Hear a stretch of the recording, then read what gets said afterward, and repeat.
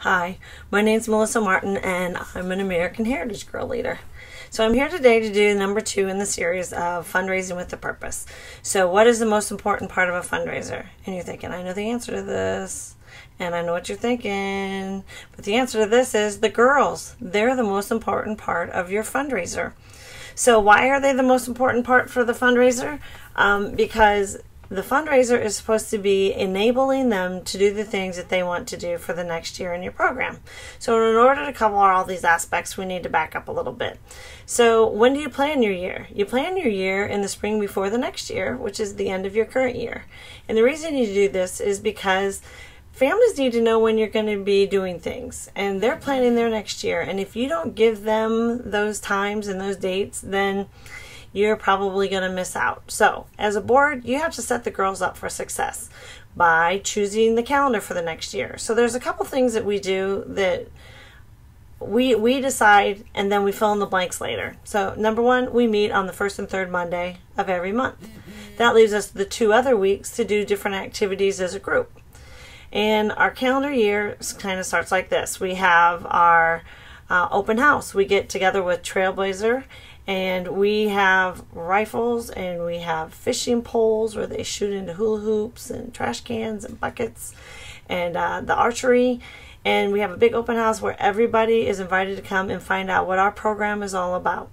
And they get to have fun doing outdoor things while we do it. And it's a potluck. Everybody brings something. Our troop supplies the hot dogs and water, and everybody else brings the other goodies. So now the parents know that the date of that is in August, the mother-daughter, the father-daughter. Our skating party at Christmas time, we do a family skate. It's $3 a person or $15 a cap for the family, and we rent a local skating rink. And they can bring family and friends, but it's a no drop-off situation, and you're responsible for every person that you bring with you. It's a great activity, and everybody really enjoys it.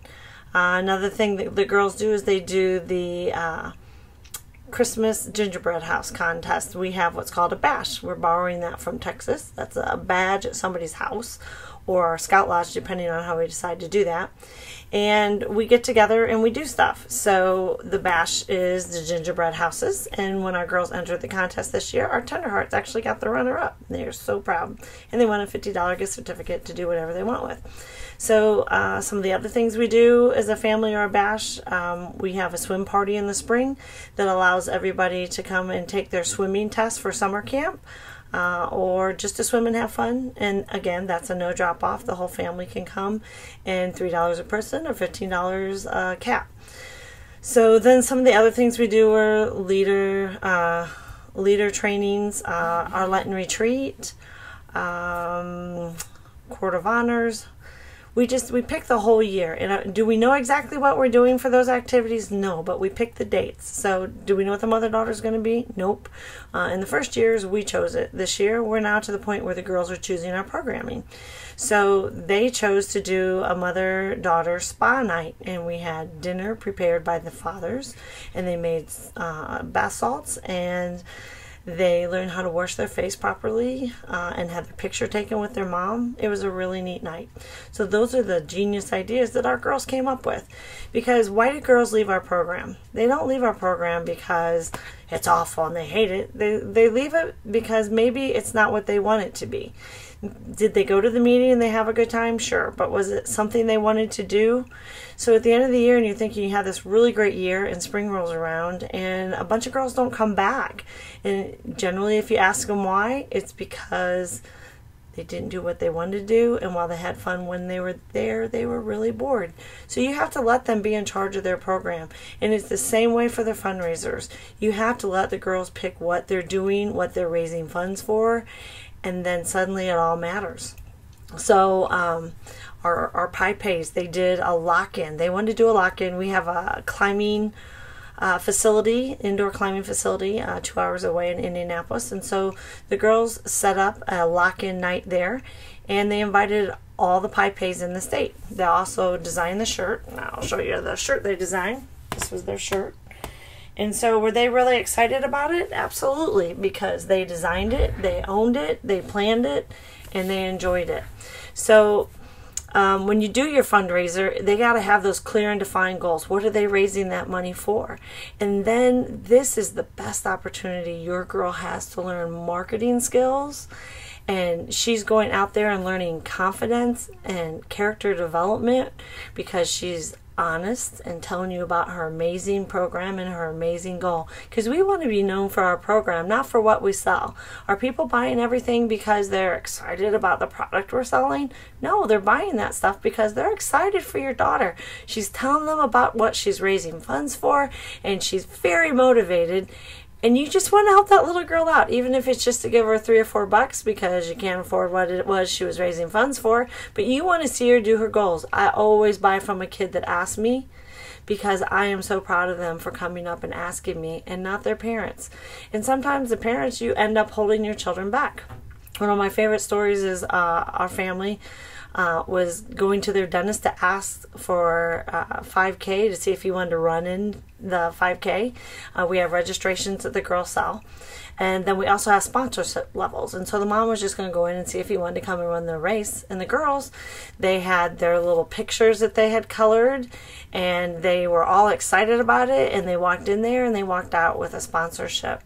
So he didn't just give them money for registration to come and be in our 5K. He gave a sponsorship. So that's the amazing part of a fundraiser, is those skills being taught to the girls that are going to last them a lifetime. So don't hold them back and do it all for them. Let them go out there and own it themselves. You might want to have them make up a picture with their name, and what they're selling it for, and what their goal is, and maybe how many they've sold, and so that people can see what they're working towards. So when you put that little form on the corner of your desk and people see that my daughter Kendra is trying to raise funds to go on a no-trace backpacking trip in the summer of the next year, can you please help her by purchasing a candle or making a donation to our troop? That's an amazing skill that the girls need to learn. And when they come back to you and they say, well, gosh, Mom, I asked that person and it didn't work. Well, you have to ask them, so do you think you should ask them differently? Do you think they just didn't need what you were selling? Do you have any other ideas that we could ask differently that might help you get more sales? And are we asking the right people? Maybe we should look at some way to ask people in a different environment, not just everybody that I go to school with. How about some people that maybe I play basketball with, or maybe set up a booth at somewhere nearby with some other girls and see if you can get people to support you. These are things that those skills, once learned, are going to last them a lifetime. So what is the most important part of your fundraiser? It's your girls. Let them succeed and fail. You know, there's that saying that says failure is not how many times you failed, it's how many times you failed and got up and tried again.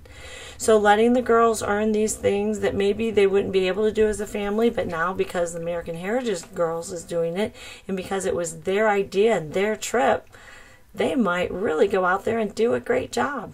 So let them do it. Let them enjoy your program. Let them plan your program. And when the next year rolls around and those same girls are coming back, you know that they feel an ownership of their program and they're glad to be back. So make that fundraiser the way for everything they want to do to happen. Sky's the limit. Okay, that's all I have for today. Next one's going to be nuts and bolts, and we're going to explain to you what we do in our minutes and our parent packet and things like that.